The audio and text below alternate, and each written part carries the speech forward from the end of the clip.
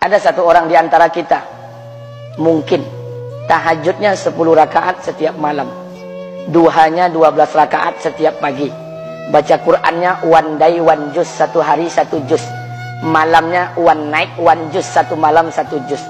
Satu keluarga di antara kita ini puasanya luar biasa Senin Kamis. Satu keluarga berpuasa Senin Kamis. Tak cukup puasa Senin Kamis, dia puasa Nabi Daud. Sehari puasa, sehari tidak, sehari puasa, sehari tidak. Tak cukup dia puasa Nabi Daud, dia puasa-puasa sunnah lainnya. Istrinya nutup aurat dengan sempurna, pakai nikob, pakai cadar, pakai purda, pakai manset, pakai kos kaki. Suaminya 5 waktu ke masjid tak tertinggal takbiratul ula. Anak-anaknya di pondok pesantren hafiz dan hafizah.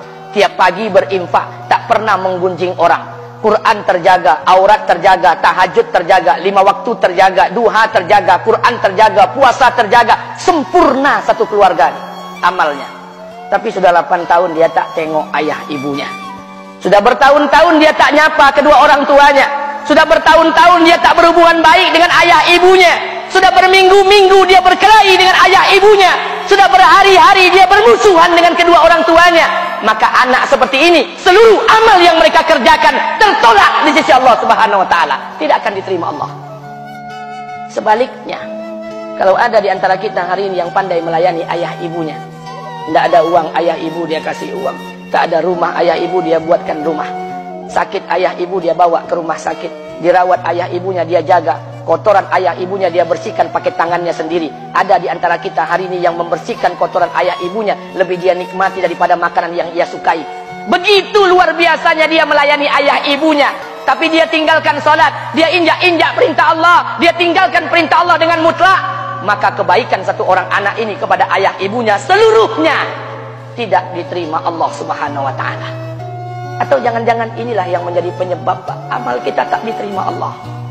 Atau jangan-jangan inilah yang menjadi penyebab amal kita tertolak di sisi Allah. Kita sholat juga, kita sujud juga, kita puasa juga, kita ngaji juga, kita dengarkan ceramah juga. Maka oleh karena itu, Pak, Bu, ayah kita tuh tinggal di kampung, ayah ibu tinggal di kampung sana. Terkadang ayah ibu kita tak sekolah, SD, SMP, SMA tak tamat. Dia sekolahkan kita SD, SMP, SMA, S1, S2, S3 dengan harapan hidup kita lebih baik daripada keadaan dia sekarang. Tapi apa yang membuat kita jarang untuk menjenguk mereka? Saya ingin sampaikan buat kita bersama. Ayah ibu kita tak tahu kita ni eselon 1, eselon 2, Pak. Ayah ibu kita tak tahu pangkat PNS kita 3A, 3B, 3C, 3D, 4A, 4B, 4C, 4D.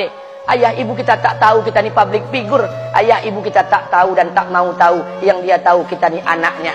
Ayah ibu kita tak tahu kita punya sawit berapa. Ayah ibu kita tak butuh mobil kita. Dia tak butuh rumah kita. Tapi yang dia butuhkan kita. Apa yang membuat kita jarang untuk menjenguk mereka? Tahun 2016 di Masjid Damai Langgeng, saya diundang ceramah di sana. Habis pulang ceramah, saya baca WA SMS. Ada seorang ustadz Pekanbaru kirimkan WA dengan saya. Saya baca 2 kali, air mata saya menetes. Kenapa? Karena WA itu berisi cerita satu orang ibu sedang menelpon anaknya. Ibunya nelpon anaknya. Assalamualaikum nak. Waalaikumsalam, kata anaknya. Kata ibunya, nak, sudah 1 bulan kau tak tengok ibu. Apa yang membuat engkau berhalangan, nak? Apakah kau sibuk dengan pekerjaanmu? Minggu yang kedua ibunya telepon lagi. Assalamualaikum nak, kata anaknya. Waalaikumsalam. Kata ibunya, nak, ibu dapat kabar apa engkau baru beli mobil baru. Apa betul nak? Kata anaknya, betul bu. Kata ibunya, alhamdulillah nak, ibu bangga kau pandai menyenangkan hati anak istrimu. Minggu yang ketiga ibunya telepon lagi. Assalamualaikum nak, kata anaknya. Waalaikumsalam. Kata ibunya, nak, ibu dapat kabar bahwa engkau baru beli rumah baru. Apa betul nak? Kata anaknya, betul bu. Kata ibunya, alhamdulillah nak, ibu senang kau bertanggung jawab dengan anak istrimu. Minggu yang keempat ibunya telepon lagi. Assalamualaikum nak. Waalaikumsalam. Kata ibunya, nak, tadi ibu pergi ke pasar, ibu jumpa temanmu di pasar. Kata temanmu di pasar, temanmu banyak bercerita tentang kamu. Kata temanmu tadi, kamu baru beli anak anjing seharga 40 juta dari negeri Belanda. Apa betul nak? Kata anaknya, betul. Kata ibunya, nak, dengarkan pesan ibu untuk terakhir kalinya. Apa pesan ibunya? Wahai anakku, engkau pelihara 1 ekor anjing.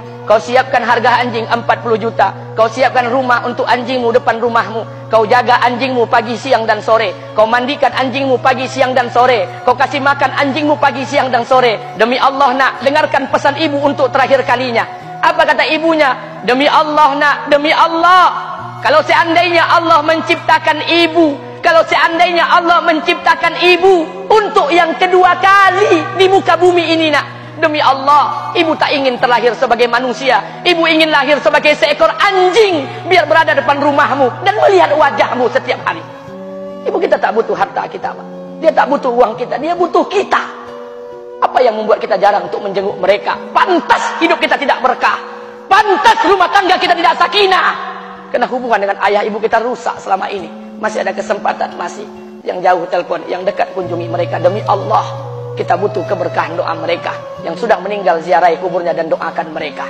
Imam As-Syafi'i berkata, apa kata Imam As-Syafi'i? Manusia zalim, manusia bodoh, kalian tak tahu apabila ayah dan ibu kalian mengangkat tangan di malam hari, dia berdoa kepada Allah untuk anaknya. Doanya cuma sekali, malamnya cuma sekali, hanya sekali saja doanya.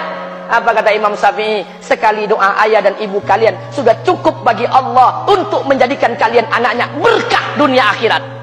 Hari ini berapa banyak doa ayah dan ibu kita, tapi tidak ada keberkahan buat anak mereka. Kenapa? Hati mereka tersakiti. Maka pulang, Pak, cari mak bapak kita.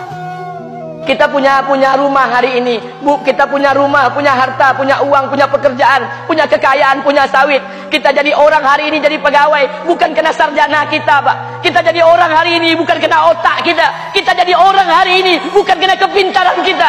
Kita jadi orang hari ini jangan-jangan kena keberkahan doa ayah dan ibu kita yang tak pandai tulis baca di kampung sana. Cari mak bapak kita, Pak. Demi Allah, kita butuh keberkahan doa mereka. Apa guna di kehidupan dunia sementara Allah tidak ridho dengan kehidupan kita? Pantas amal kita tertolak di sisi Allah. Maka pulang ke rumah cari mak dan bapak kita yang masih hidup, duduk bersama mereka.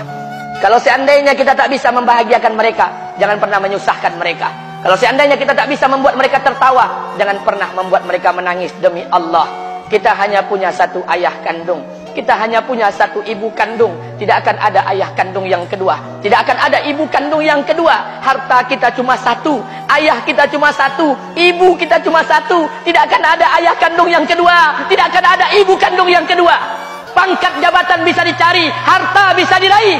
Kesempatan membahagiakan ayah dan ibu kita hanya sekali di kehidupan dunia ini, Pak. Pulanglah.